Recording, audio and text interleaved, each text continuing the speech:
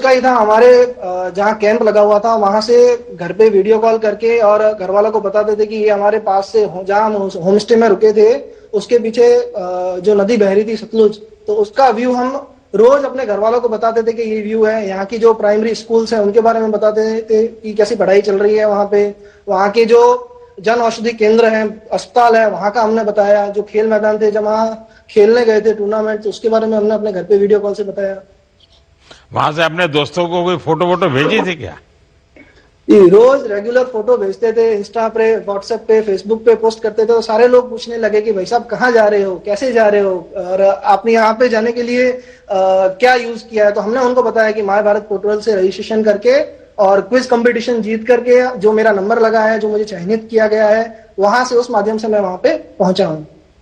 सुनील जी कहते हैं कि भ्रमण से भ्रम मिटते हैं, भ्रमण से भ्रम मिटते हैं। मैं ये योजना चाहता हूं कि भारत के बॉर्डर विलेजों को लेकर आमतौर पर जो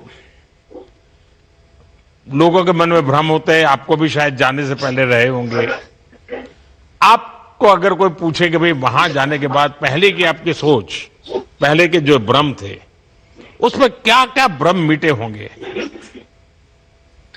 आदरणीय प्रधानमंत्री जी, जब हमारी ब्रीफिंग नहीं हुई थी तब तक हमें ऐसा लगा कि हम वहां जाएंगे तो रास्ते कैसे होंगे वहां पहुंचने के लिए, वहां पे रहने के लिए जगह कैसी होगी, खाना कैसा मिलेगा, लाइट होगी या नहीं होगी, हमारा फोन चालू होगा कि नहीं होगा। ये सब चीजें बहुत सारी हमारे दिमाग में थी, क्योंकि ऑनलाइन जितने भी हमने आज पुराने वीडियो देखे हैं तो उसमें हमें ऐसा लगा कि वहां पे सुख सुविधाएं बाकी भारत से अलग है। क्योंकि चूंकि मैं राजस्थान से रहता हूँ और एक बड़ा स्टेट है, बड़ा राज्य है, तो यहाँ लोग भी बहुत है और बाहर से लोग आते भी बहुत है।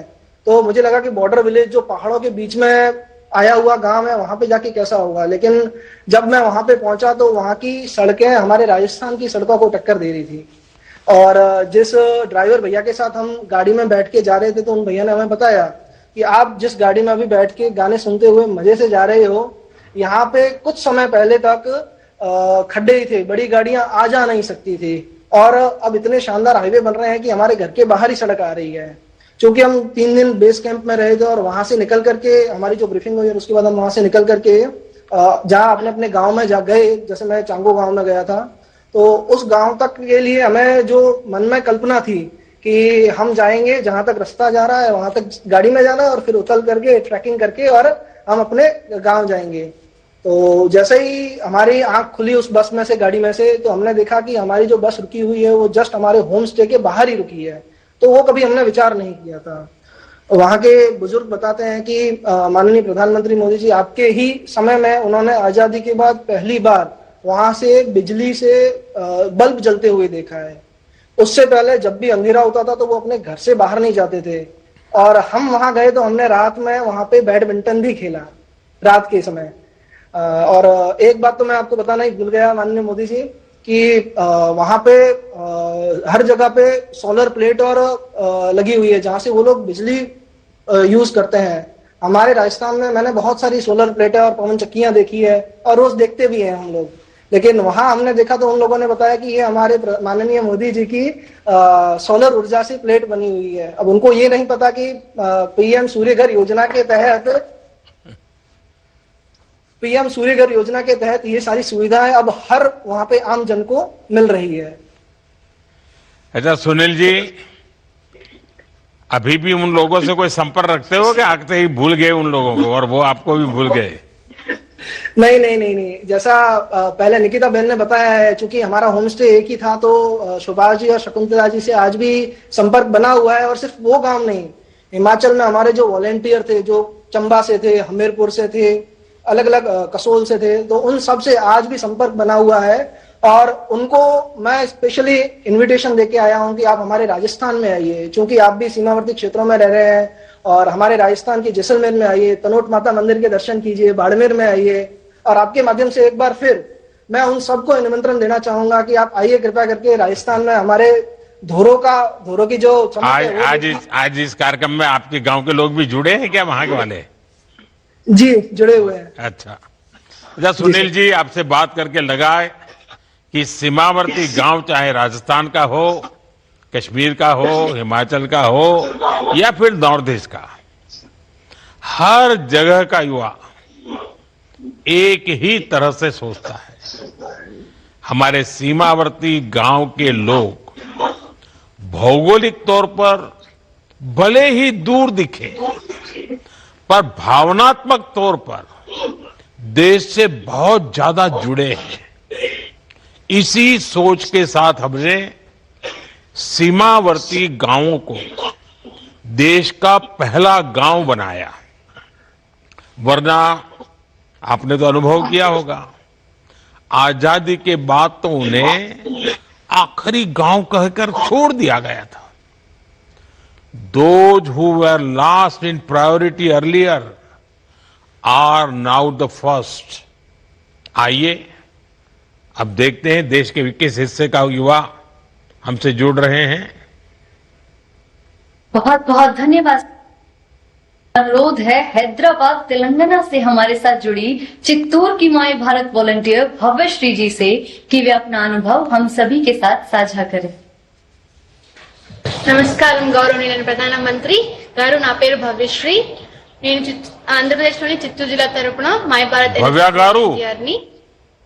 Yes sir. हाँ भव्या गारू, बताइए, वेरी गुड इवनिंग. पहले अपने बारे में बताइए, फिर किस गांव में जाना हुआ, आपको आज सिलेक्शन कैसे हुआ, जाने से पहले मन में कितनी दुविधाएं थी, क्या डर था, वो बताइए।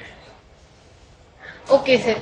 I'm the person who always learn beyond the academics, and I am always curious to learn new things, sir. That's how I connected with My Bharat and participated in every quizzes, and I got selected in Viksit Vibrant Village program. That was the greatest moment in my life, and where I created so many memories. And here, while starting from my native place Chittoor, there was some fear inside me, like the lifestyle there was very new, and the climate, food, culture, tradition, whatever it is, very new to us. But after reaching Harshil Valley in Uttarkashi, the interaction with the people and the warm welcoming of the officials was completely changed in my perspective. And we also interacted with ITBP officials also. So here we interacted with them, and I saw their discipline, humility and dedication, commitment towards the nation, which made me proud to be an Indian, sir. And here we just met a local people, like in Harshil Valley, though such cute and sweet people they are. They welcomed with a lot of, they took care and shown love to us, and they just gave me an aloo paratha, which was very new to us, and we just saw new type of foods there, and we had different cultural activities also, sir. At the same time, and we had a convo with some ITP My Bharat officials there, where they took care of us, and we stayed in one homestay in Mukwa, where the birthplace of Ganga Ma. The interaction with them, people staying in home, that was very nice to us. It touched my heart, sir. Just in these 7 days, we felt like I am staying in my home only. Bhavya गारो, पिछले साल मार्च में ही मैं उत्तराखंड के मुखवा गांव गया था। Oh. और Yes, sir. अब तो आप देख करके आई हो, सचमुच में बहुत ही खूबसूरत गांव है। अच्छा, Yes, मैं sir, जानना it was very चाहता हूं, beautiful. क्या आप लोगों ने गांवों में अपनी उम्र के युवाओं के साथ मुलाकात की? उनसे किस तरह की बातें, उनकी क्या जिज्ञासाएं थी, क्या जानना चाहते थे? Yes, sir. Before that, I want to share that one thing in this beautiful part of this program was we met different young people from different states. We spoke different languages and came from different culture. But within few days, we became close friends and like a family. Here we came as strangers, but left as a one family, sir. That is the real vibe of India. And at the same time, here people often say India is diverse, but in this journey, I really felt it, sir.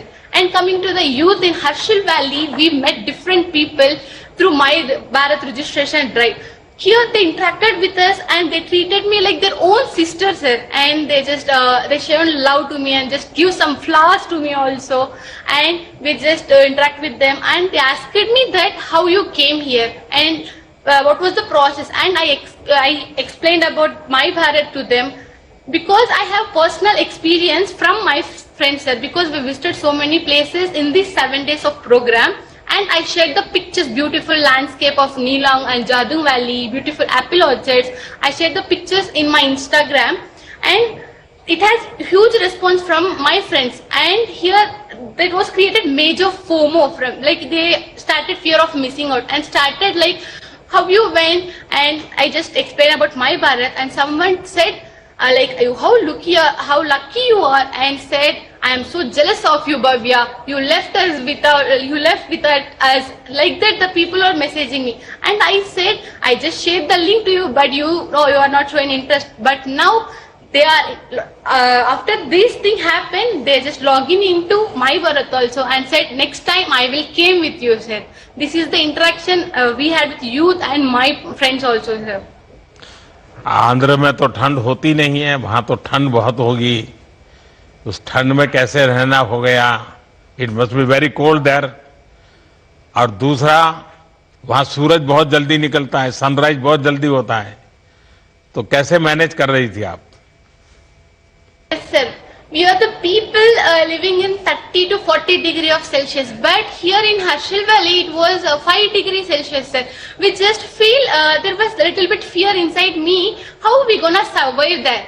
And after reaching that, but some of the my Bharat officials give some kit to us to jacket, whatever it is, and there was the different type of clothes was there, sir, to wear. And but it's not there is not that much different, because there is some bed sheets and cloths which was made by woolen, and we also visited some handlooming places where the woolen crafts did happen. It was such a great thing, and we just wear gloves, caps, socks. We just became like one army man, like jacket full of green color jacket and full of gloves and trekking shoes, whatever it is. It made us so warm, sir. भव्य गारू, आपके हिसाब से उन लोगों का lifestyle आप लोगों से कैसे अलग था? आपने क्या ऑब्जर्व किया about their lifestyle? Yes, sir. So here we are the people. We feel sad for little things, but after the 7 days program, here we just visited different villages like Mukhwa, Dharali, Bhagori. We interacted with the people. They are so humble and down to earth, and they just shown love, care, and with a smile. Always they are smiling like that. And we visited Dharali also, where the landslide occurs. And I interacted with one of the people. Like, it was very hard to live here, right? How you are living, it was happening, landslide was continuously happening, right? So how you are staying here, like that I asked it. They just answered me with a smile. It will happen, but if we will go from here, it was a native place of us. It was the birthplace of us. If we leave, then who will stay here? Like that they answered. At that time, I realized that how people are so confident here. There are hardships, so many hardships are there, so many things are happening, but they are staying here with lot of confidence. That's the thing I learned from them, sir. अच्छा, वहां के लोगों का dance बहुत slow होता है और बहुत रिदमेटिक होता है. आपने डांस वगैरह सीखा क्या? डांस स्लो అక్కడికి డాన్స్ చాలా స్లో ఉంటది, రిథమ్ ఉంటది. Yes, sir. The dance was very slow, and in our last day we had cultural activities also. Here we saw some of the cultural activities. The Gadwali song they played, and some of they danced for that. It was slow motion. First we felt like why these people are just moving like that. After that we sync with rhythm. It was feel like very good dance. In our state we had and I'll say in Telugu it was a Natu. Like full we will dance with full of josh and we just get tired. But there it was slow motion with a rhythm, sir, which felt like meditation. and peaceful thing. We just felt like we just went to dream and we just seeing like that only. There is no that much hard and not like that. And just we are like dreaming and seeing them. They are just dancing like with a slow motion. We are also dancing with like that. Bhavya garu, आपसे बात करके ये भावना और सशक्त हुई है कि मेरे देश के युवा के लिए सबसे पहले देश है. The Yes. way you have upheld the spirit of एक भारत श्रेष्ठ भारत will inspire others. अच्छी बात यह है कि आपने खूब मौज मस्ती की. सही में आपकी रील्स देखकर तो आपके आंध्र प्रदेश वाले दोस्तों फूंगों में आ गए होंगे. ऐसे ही हमेशा प्रसन्न रहे. बहुत बहुत बधाई. चलो अब और किसी से बात करते हैं. किससे बात करनी है अब? बहुत धन्यवाद भव्यश्री जी. अब मेरा अनुरोध है अंडमान एवं निकोबार द्वीप समूह से हमारे साथ जुड़ी माय भारत वॉलंटियर सयंतिका मिस्त्री जी से कि वे अपना अनुभव हम सभी के साथ साझा करें. Namaskar to Honorable Prime Minister Sir. My name is Sayantika, a proud My Bharat volunteer from the very beautiful Andaman and Nicobar Islands. Sayantika, अभी तक जितने लोगों से मैंने बात की, मुझे लगता है आप यंगेस्ट वन दिखती हो. सबसे छोटी हो आप. Sir, I am 21. अच्छा सयंतिका, आपके विषय में बताइए. और दूसरा, आप किस गांव में गई, कैसे गई, कितना कठिन था वहां पहुंचना? जी सर.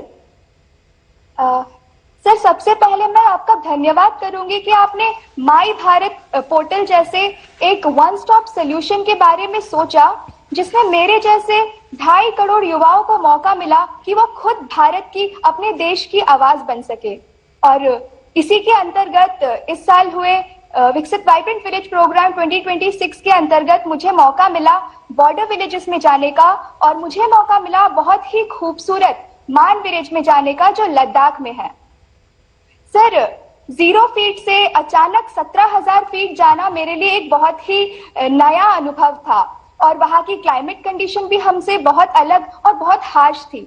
और हमें एक्लिमेटाइजेशन के लिए 5 दिन दिया गया था. और एक्लिमेटाइजेशन के पहले दिन मैं थोड़ी बीमार हो गई थी, पर माई भारत के टीम ने, जी सर, पर माई भारत के टीम ने और आईटीबीपी के जवानों ने मेरा बहुत ध्यान रखा. और इसी में से मैं एक छोटा दिल को छू जाने वाला इंसिडेंट शेयर करना चाहूंगी.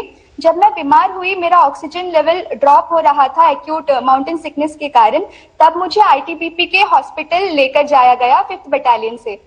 तब सर मैंने वहां डॉक्टर को, आईटीबीपी के डॉक्टर्स को कॉन्वर्सेशन करते हुए सुना अपने ही जवानों से कि हम आपकी बाद में चेकअप करेंगे, पहले हमें इस बेटी को ठीक करना है जो हमारी मेहमान बनकर आई है. इससे मुझे पता चला कि हमारे आईटीबीपी के जवान ना सिर्फ हमारी बॉर्डर की रक्षा करना जानते हैं, बल्कि उनके मन में उनके देशवासियों के लिए भी कितना प्यार और कितना केयर है. सयंतिका, आपने अंडमान निकोबार से लद्दाख तक की यात्रा पूरी की. जी. एक द्वीप से 17,000 फीट तक की यात्रा का अनुभव, एक प्रकार से जमीन से शिखर तक जाना. आपके लिए अंडमान का जीवन, वहां के लोगों की कठिनाइयां, ठंड का मौसम, बहुत पतली हवा, आपको कैसा लगा, क्या अनुभव किया? सर, मैंने लद्दाख में जाकर यह अनुभव किया कि मैं जहां रह रही हूँ वहां डेली लाइफ कितना आसान है. और लद्दाख जाकर मुझे ये महसूस हुआ कि वहां ऑक्सीजन की कमी होती है, लो एयर प्रेशर की वजह से. और वहां जाकर मुझे ये महसूस हुआ कि वहां पर हर रोज अपने बॉडी को अडेप्ट कर पाना सर अपने आप में ही एक अचीवमेंट है. सर, इसके अलावा मैं जरूर कहना चाहूंगी कि क्लाइमेट की चिंता तो हमें थी ही, पर लद्दाख जाने से पहले, बॉर्डर विलेजेस जाने से पहले हमारी एक्सपेक्टेशंस कुछ ऐसी थी कि वहां पे इंटरनेट अच्छी नहीं मिलेगी, वहां सड़कें अच्छी नहीं होगी, तो हमने उस तरह से तैयारी कर हम बॉर्डर विलेजेस में गए थे। जैसे मेरे माता पिता ने मुझे कैश दे दिया था कि वहां पे जरूर कैश की जरूरत होगी क्योंकि इंटरनेट सेवा नहीं है तो यूपीआई वहां नहीं चलेगी। पर वहां जाकर मैं आश्चर्यचकित थी देखकर कि उन बॉर्डर विलेजेस को, जिन्हें लोग लास्ट विलेज कहते हैं, वहां पर सिर्फ इंटरनेट की अच्छी सुविधा मिल रही थी और हमने यूपीआई पेमेंट भी किया वहां पर। अब हम उसको प्रथम गांव कहते हैं, अब हम उसको लास्ट विलेज नहीं कहते हैं, फर्स्ट विलेज कहते हैं जी। तो वहां आपने यूपीआई किया? जी सर, वहां में मैंने यूपीआई किया। वहां के लोग यूपीआई की जानकार है, करते हैं यूपीआई का उपयोग? जी सर, बिल्कुल जैसा हमने सोचा था वैसा नहीं है। हमारे ही जैसा वो भी यूपीआई का इस्तेमाल, क्यूआर कोड रखते हैं, इवन वाईफाई भी रखते हैं कुछ कैफेज और होटल्स में। तो फिर तो आपको वाईफाई मिल गया, तो फिर तो आप अपने में ही खोई रही होगी। बिल्कुल नहीं सर, मैं वैसे उतना फोन देखती नहीं हूँ और वहां के वादियों में मैं तो बिल्कुल खोस ही गई थी, वहां के प्यारे प्यारे लोगों के साथ। ज्यादातर मैंने बच्चों के साथ बहुत टाइम स्पेंड किया और वहां के बच्चों के नाम भी सर बहुत प्यारे प्यारे और यूनिक से थे। मैं शेयर करूंगी, मुझे कुछ बच्चों के नाम याद है, गास्केट, डिस्केट, ढोलकर, नामयाल, तेंजिंग, ये सारे मेरे वहां बच्चे दोस्तों के नाम है जो मैंने बॉर्डर विलेजेस में बनाए। उन बच्चों के मन में सवाल क्या था? पूछते होंगे तुम ये समुद्र कैसा होता है, तुम अंडमान निकोबार से आई हो? जी सर, वो बच्चे जानना चाहते थे कि हम कहाँ से आए हैं। सर, जब मैं मान विलेज के प्राइमरी स्कूल में गई थी तब उनके क्लास में उनका क्लास बहुत सुंदर था, प्यारे प्यारे पेंटिंग्स बने हुए थे दीवार पे और उसमें एक भारत का मैप भी था। पर सर, मैंने वहां नोटिस किया कि हमारे अंडमान एंड निकोबार का मैप वहां में नहीं था, तो मैं उन्हें दिखा नहीं पा रही थी कि देखो यहाँ में अंडमान होता है। फिर मैंने उन्हें समझाया, ये जो यहाँ में समुंदर है भारत के नीचे, यहाँ में हमारा अंडमान है। और मैं एक छोटा सा इंसिडेंट शेयर करना चाहूंगी सर। एक बच्ची को मैंने पूछा कि क्या आप अंडमान आओगी जहाँ पे मैं रहती हूँ, तो उस बच्ची ने बोला कि अंडमान आऊंगी मैं, मुझे बहुत पढ़ाई करना पड़ेगा, मुझे पता है, पर मैं अंडमान बड़ी होकर जरूर आऊंगी। तो इतने प्यारे प्यारे बच्चे थे सर वहां पर। क्या सयंती का क्या हृदय की गहराइयों से धन्यवाद देता हूं कि आपने इस बार बजट निर्माण की प्रक्रिया में युवा की आवाज को महत्व दिया तथा उनके विचारों और सुझावों को भी इंक्लूड किया। यह कोई आम बजट नहीं था, यह बजट युवा भागीदारी और युवा के प्रति आपका विश्वास था सर। आशीष जी, एक तो आपके विषय में बताइए और दूसरा आपका किस गांव में जाना हुआ? सर, मैं अभी करंटली यूपीएससी के लिए प्रिपेयर कर रहा हूं। सर, मुझे हिमाचल प्रदेश के स्पीति के काजा खास में जाने का मौका मिला। सर, जब मेरे घर पे मेरे मम्मी पापा को पता चला कि मुझे हिमाचल में जाना है तो वो बहुत परेशान हो गए, क्योंकि वो बता रहे थे कि एक वक्त था कि हमें किसी से बात करना होता था तो बार बार टेरेस पे जाना पड़ता था, नेटवर्क ही नहीं आते थे। सर, जब मैं स्पीति पहुंचकर 14,000 फीट की ऊंचाई से उन्हें वीडियो कॉल करता हूं तो इनकी आंखों में एक चमक और चेहरे पे आश्चर्य दिखाई देता है। उस समय मुझे लगता है सर कि माई भारत ने दो पीढ़ियों को जोड़ दिया है, एक वह पीढ़ी जिसने संघर्ष देखा और एक वह पीढ़ी जो परिवर्तन को देख रही है। तो टेक्नोलॉजी ने हिंदुस्तान के हर कोने तक अपना साम्राज्य बिछा दिया है। Yes sir. अच्छा आशीष जी, अगले जी सर, सिक्किम के दुनिया के सबसे ऊंचे डाकघर का आपने कोई उपयोग किया? यस सर, मैं आपको बताना चाहूंगा कि मैं दुनिया के सबसे ऊंचे पोस्ट ऑफिस जब सिक्किम पर पहुंचा तो सर मुझे लगा कि लोकेशन आउट ऑफ कवरेज हो गया है, बट यह देश आउट ऑफ कनेक्शन नहीं होता सर।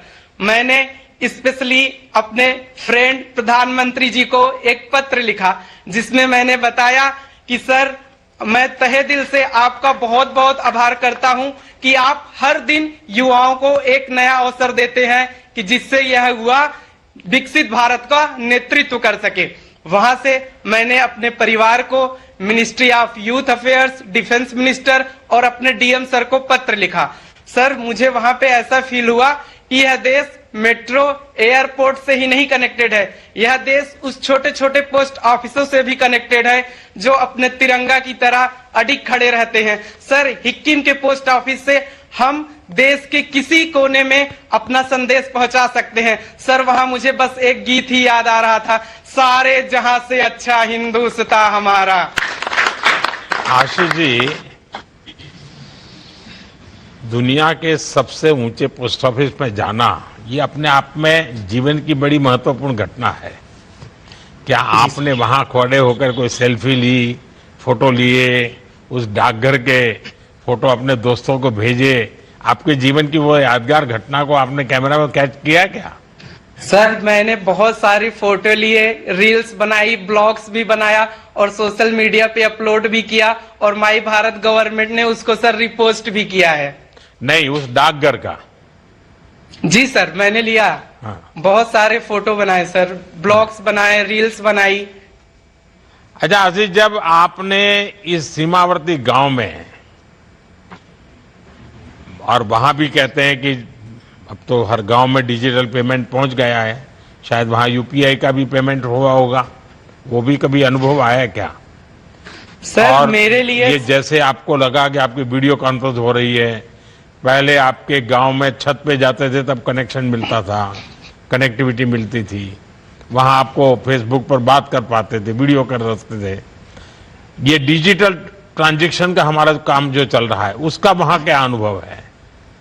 सर, मेरे लिए सबसे आश्चर्यजनक बात यह रही कि 14,500 फीट की ऊंचाई पर क्यूआर कोड से पेमेंट करना। सर, जहां सांस लेना मुश्किल था, ऑक्सीजन की कमी थी, वहां पे डिजिटल इंडिया पूरी सहजता के साथ चल रहा था। मैंने डिजिटल इंडिया को बस एक मिशन ही नहीं समझा सर, डिजिटल इंडिया एक ऐसा मिशन है जो देश के कोने कोने में लोगों का विश्वास बना हुआ है। अच्छा, आने के बाद आपके दोस्त आपको क्या पूछ रहे हैं और आप क्या बता रहे हैं?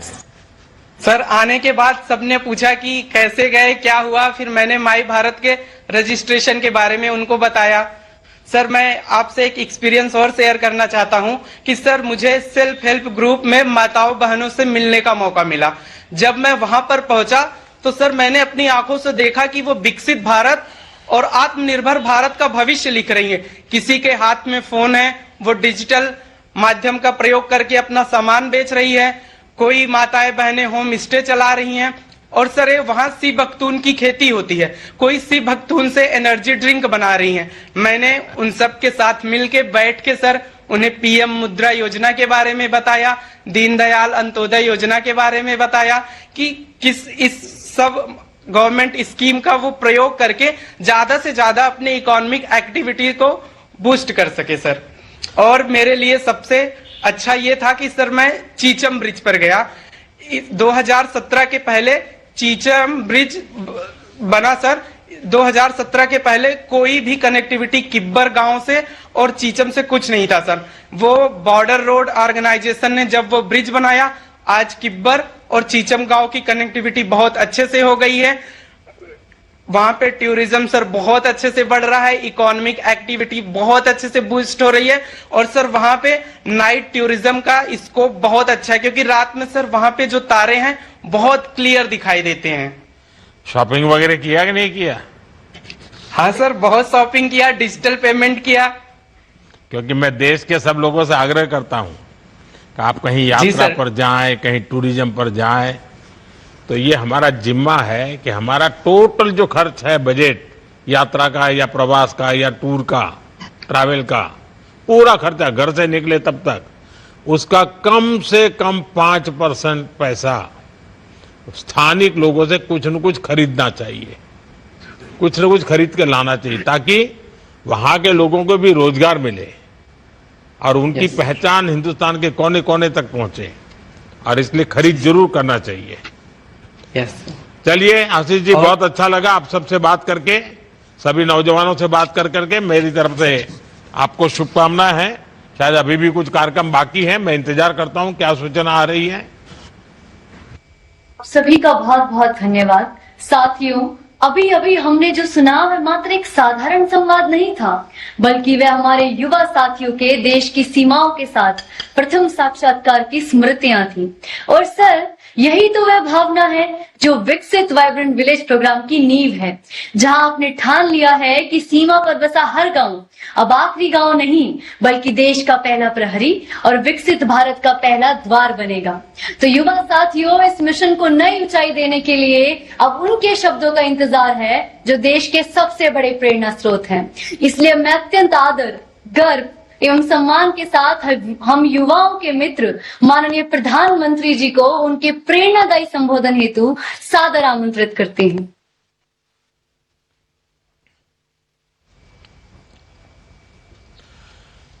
साथियों, आप सबसे बात करके बहुत अच्छा लगा।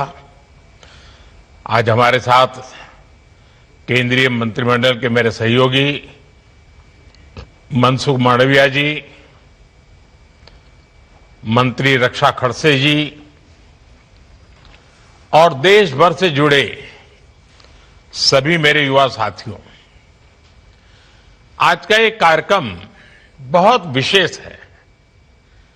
देश भर के करीब 250 जिलों के युवा साथी इस प्रोग्राम से जुड़े हैं। मैं आप सभी का अभिनंदन करता हूं। साथियों, कुछ साल पहले हमने मेरा युवा भारत, माय भारत मंच बनाया था। आज इससे देश भर के करोड़ों युवा जुड़े हैं और आज पूरे देश में माय भारत के युवा साथी बहुत प्रशंसनीय काम कर रहे हैं। विकसित भारत डायलॉग से लेकर विकसित वाइब्रेंट विलेज प्रोग्राम तक आप सभी ने अपना सामर्थ्य बखूबी दिखाया है। साथियों, विकसित भारत यंग लीडर्स डायलॉग के दौरान मैंने एक विचार युवाओं के सामने रखा था। विचार यह था कि क्यों न युवा साथी वर्चुअल माध्यम के बजाय जमीन पर उतरकर भारत को जाने, भारत से जुड़े, भारत को जीने की कोशिश करें, भारत को समझें। भारत के गांवों में विकसित होने के लिए कितनी आकांक्षाएं हैं, ये गांवों में जाकर पता चलती है। और हमारे सीमावर्ती गांवों में विकास की आकांक्षा और देशभक्ति की भावना, ये हम बराबर और कभी तो लगता है कि उनके लिए खुद से ज्यादा देश होता है। देश पहले, बाकी सारी सुविधाएं बाद में, ये हमको सीमावर्ती गांवों में खास अनुभव आती है। और इसलिए उद्देश्य ये था कि देश के अलग अलग जिलों के युवा हिमाचल, उत्तराखंड और लद्दाख के गांवों की यात्रा करें। वहां लोग कैसे रहते हैं, खान पान कैसा है, कामकाज, संस्कृति, जीवन व्यवहार, ये सारी बातें क्या है, चुनौतियां क्या है। देश के प्रथम गांव में बैठे हुए लोग देश की सुरक्षा के लिए कितने जागरूक है, देश के अन्य भागों से उनका लगाव, निकटता कितनी है, इन सभी चीजों का अनुभव मेरे देश के नौजवानों को मिले, ये हमारा उद्देश्य था। और जो उत्साह पूरे देश के युवाओं में दिखा वो अद्भुत है। लगभग 3 लाख युवाओं ने इस प्रतियोगिता में भाग लिया और उनमें से 400 से अधिक युवाओं का चयन हुआ। आप सभी एक सप्ताह तक इन दूर सुदूर के गांवों में रहे, अननोन जगह थी आपके लिए। आपने वहां के जीवन को जीने की कोशिश की, आप उसके अंदर घुल मिल गए, अपनी संस्कृति को वहां की संस्कृति के साथ जोड़ा, कनेक्ट किया। एक भारत श्रेष्ठ भारत का इसमें, और इससे उत्तम उदाहरण शायद ही कोई और हो सकता है। साथियों, आज का ये कार्यक्रम मेरे लिए बहुत खास इसलिए भी है क्योंकि जब मैं सरकार और राजनीति के जीवन से दूर था, तब मैंने ऐसे सीमावर्ती गांवों में कई बार जाने का मुझे अवसर मिला है। वहां के लोगों से मेरी जान पहचान भी रहती थी। कई गांवों के साथ तो मेरा संपर्क बहुत लंबे समय तक बना रहा था। जब सरकार में आया तो भी मैं सीमावर्ती गांवों में मौका मिलते ही जरूर उस मौके को छोड़ता नहीं हूं। आप सबको पता है, दिवाली का त्योहार तो मैं सीमा पर जाकर के, बॉर्डर पर जाकर के अपने देश के सुरक्षा करने वाले हमारे वीर सैनिकों के साथ ही मनाता हूं। और ये क्रम तो मेरा 25 साल से चल रहा है। अभी इस यात्रा का हिस्सा रहे जिन साथियों से मेरी बात हुई, उनमें से भी कई गांव ऐसे हैं जहां मैं पहले जा चुका हूं। और आप जब वहां का वर्णन कर रहे थे तो मुझे वो पुरानी सारी चीजें नजर आ रही थी।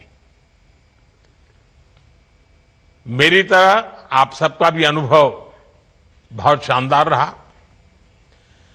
किसी ने ऊंची पर्वत श्रृंखलाओं का रोमांच बताया, कोई सीमांत गांवों के लोगों के स्नेह और अपनत्व से प्रभावित था, किसी ने वहां के बच्चों के सपनों को करीबी से देखा, तो कोई हमारी सेना के अद्भुत साहस और अनुशासन का साक्षी बना। यानी विकसित वाइब्रेंट विलेज का ये पूरा एक्सपीरियंस बहुत शानदार रहा। संयोग से आज कारगिल विजय दिवस भी है।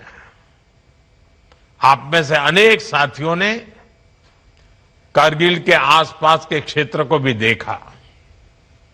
वहां कितनी चुनौतीपूर्ण परिस्थितियों में हमारे शूरवीरों ने विजय का परचम लहराया था, ये भी आपने देखा है। मैं आप सभी को इस कार्यक्रम में हिस्सा बनने के लिए, शानदार अनुभव के लिए बहुत बहुत बधाई देता हूं। साथियों, विकसित गांव विकसित भारत की आधारशिला है। विकसित भारत के निर्माण की ये यात्रा लगातार चल रही है और इसमें आप सभी युवा साथियों की बड़ी भूमिका है। इसलिए जब देश का युवा जमीन से जुड़ता है तो वो विकसित भारत के विजन को और व्यापक बनाता है। ये युवा मन में देश के लिए जीने, देश के लिए कुछ करने के संकल्प को और मजबूती देता है।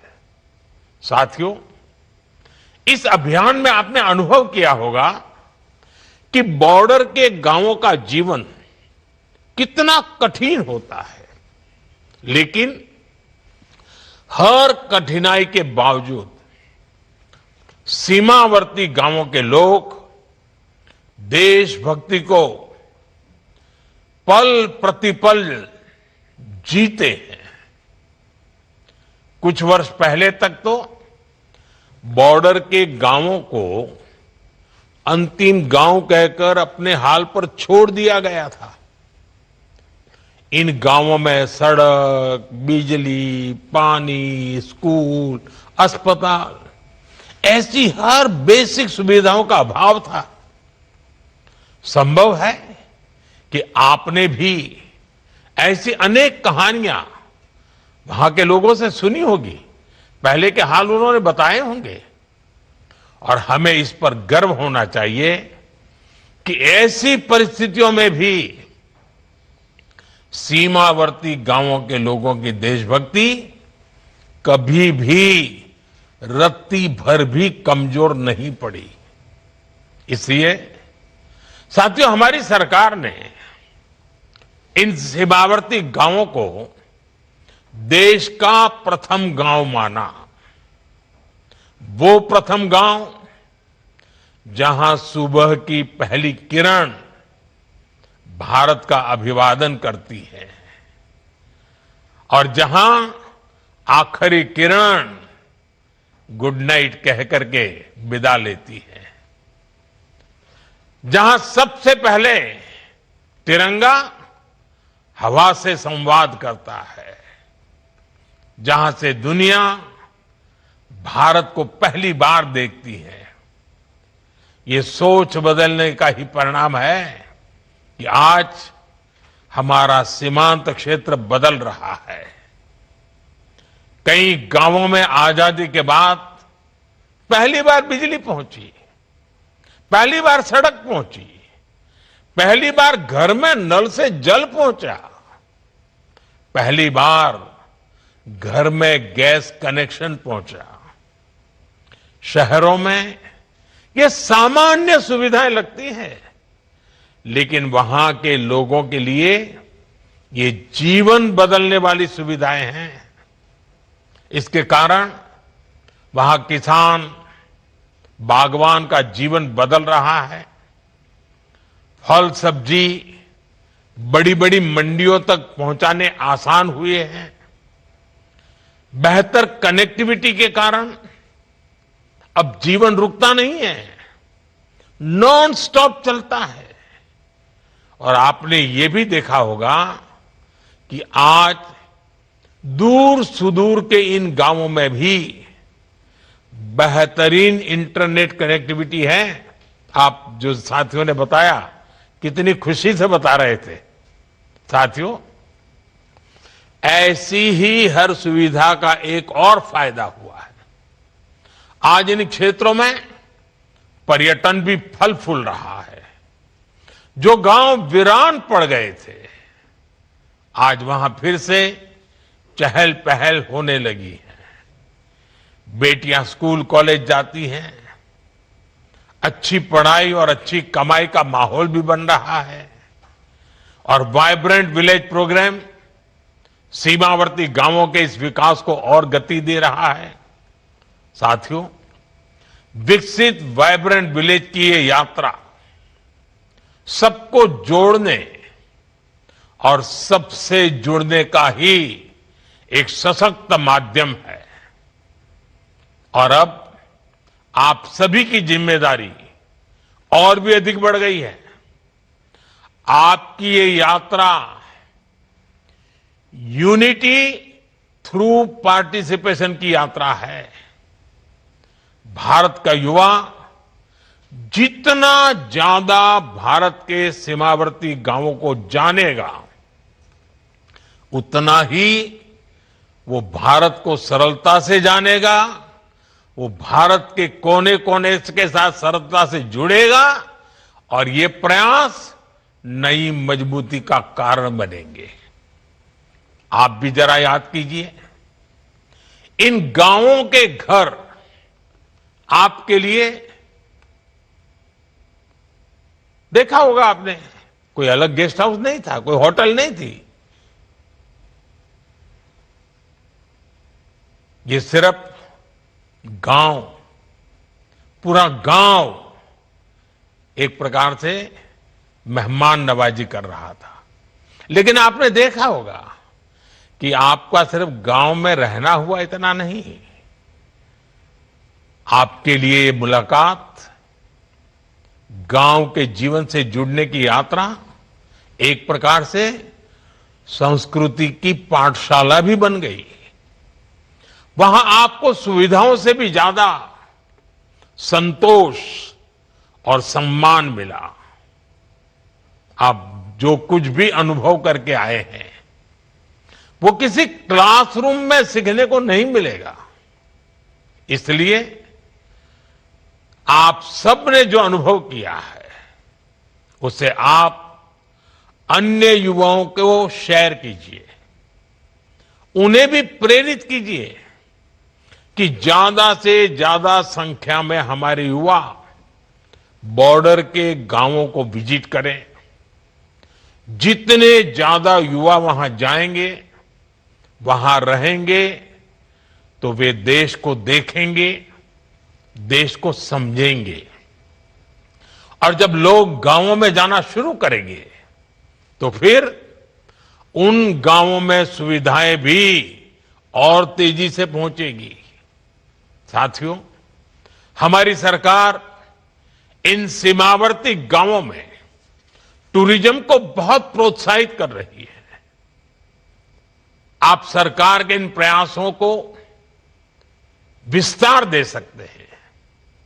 मेरा आग्रह है कि आप में से हर युवा साथी कम से कम 100 युवाओं को अपने अनुभव जरूर शेयर करें। जिस क्षेत्र में आप रह रहे हैं वहां के लोगों से संपर्क में रहें। आपने अगर कोई तस्वीरें वहां ली हैं, वहां की वीडियो बनाई है, तो उन्हें अपने सोशल मीडिया अकाउंट पर खूब शेयर करें।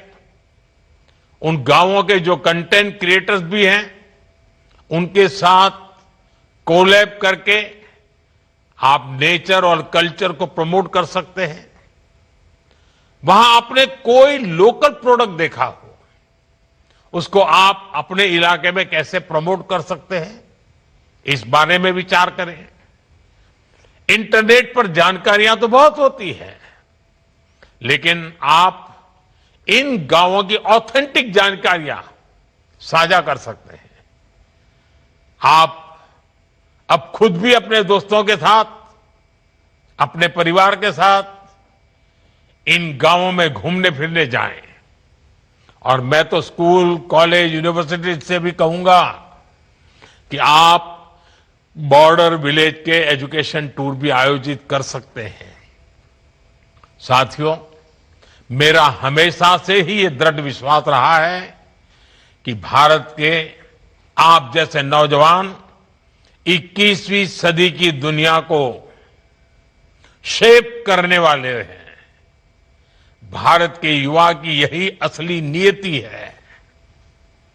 आज का युवा विकसित भारत की ऊर्जा भी है और विकसित भारत का सबसे बड़ा लाभार्थी भी है। इसलिए युवा शक्ति जब देश की चुनौतियों और समाधानों से सीधी जुड़ेगी तो भविष्य निश्चित ही उज्जवल होगा। इसी भावना के साथ आप सभी को फिर से बहुत बहुत शुभकामनाएं, बहुत बहुत धन्यवाद।